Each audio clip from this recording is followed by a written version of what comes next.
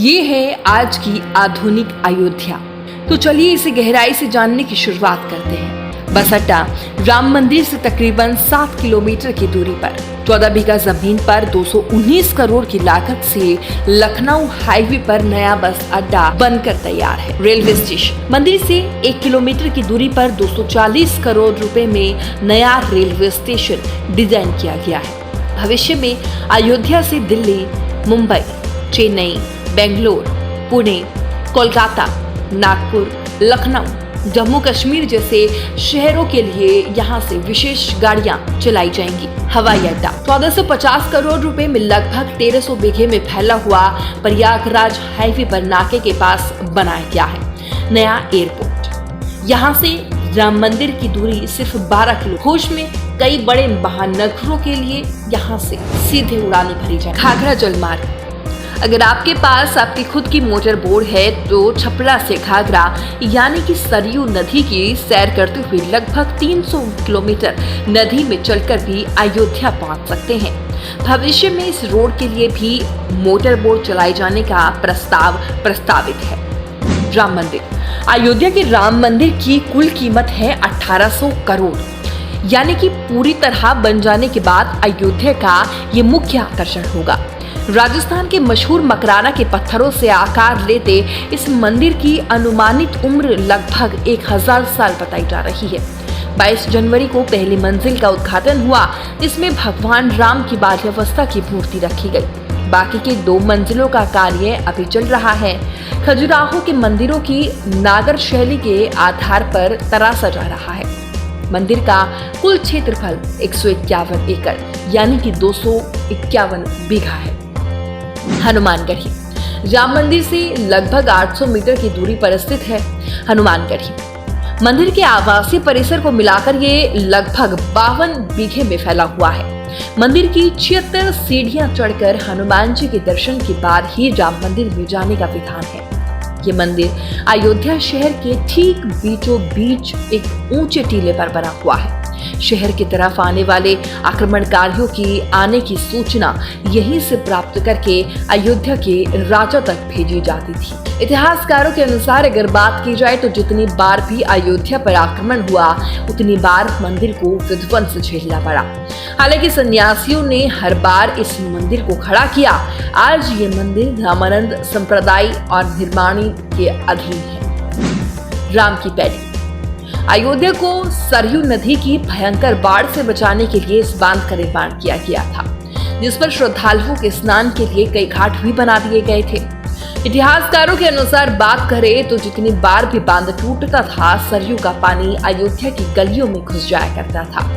इस बाढ़ से बचने के लिए पूरी अयोध्या में जगह जगह पर ऊंचे टीले बनाए गए थे, जैसे राम टीला, हनुमान टीला, लक्ष्मण टीला। आज ये स्थान अयोध्या का मुख्य पर्यटक बना हुआ है। हर दीपावली पर यहाँ लाखों दिए जलाकर रामायण की उस घटना को उत्सव के रूप में मनाया जाता है जब श्री राम अयोध्या वापस लौटे थे। अयोध्या के कई बार उजड़ने के पीछे एक कारण इस नदी को भी माना जाता है। हालांकि इस नदी की वजह से यहाँ पर गन्ने की खेती बड़े स्तर पर की जाती है। लता मंगेशकर चौराहा नया घाट और बस स्टैंड के पास ही अयोध्या का मुख्य चौराहा है। 6.7 करोड़ रुपए में बनकर तैयार हुआ है। पद्मश्री से सम्मानित राम सुधार जी ने 2 महीने के कठिन परिश्रम के बाद इस 40 फीट लंबी वीणा को आकार दिया। 14 टन की इस वीडियो को लता जी के स्मृति चिन्ह के रूप में यहाँ पर लगाया गया है। इसीलिए इसका नाम नया घाट चौराहे से बदलकर लता मंगेशकर चौराहा कर दिया गया है।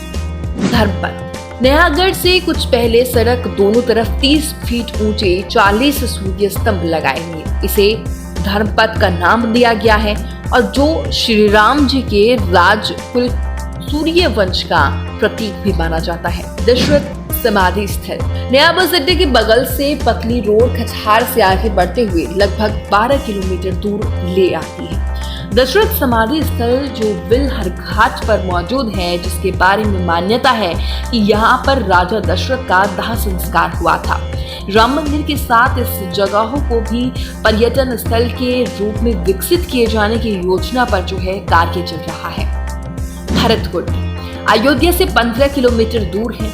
नंदीग्राम यहाँ मौजूद तालाब को भरत कुंड कहा जाता है। मान्यता ये है कि इसी जगह से भरत जी पूरे अयोध्या का राजकार्य संचालित कर रहे थे। पर्यटकों के लिए इस स्थान को भी विकसित किया जाएगा। गुप्ता घाट राम की बेरी से सरयू नदी के किनारे चलते हुए 10 किलोमीटर दूर स्थित है। गुप्ता घाट ये कैंट एरिया में पड़ता है।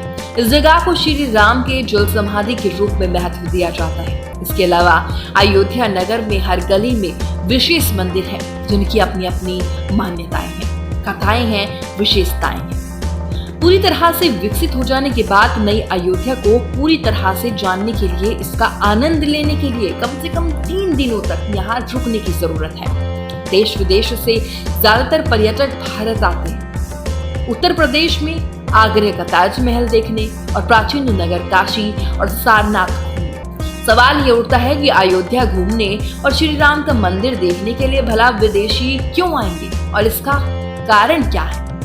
इसका मेन कारण ये है कि भारत में लिखी गई राम कथा सबसे पहली और प्राचीन पुस्तक रामायण। भारत के अलावा रामायण कंबोडिया में, थाईलैंड में भी उपलब्ध है, जो कि वहाँ की राष्ट्रीय पुस्तक। इंडोनेशिया में तकनीक, नेपाल में भानुभक्त रामायण जैसे पुरुषों में वाल्मीकि की राम कथा से प्रेरणा लेकर इसे अपने प्रदेश की संस्कृति के हिसाब से फिर से लिखा गया। पात्रों के नाम कुछ नहीं, घटनाओं के अलावा मूल राम कथा सभी में एक जैसी है। इसके अलावा भारत में ये राम कथा को लेकर संस्कृत में 7 संस्करण, हिंदी में 3 संस्करण, गुजराती की अगर बात की जाए तो 47, उड़िया में 14, तेलुगु में 5, कन्नड़ में 4 और अन्य भाषाओं में लगभग 17 संस्करण मौजूद हैं।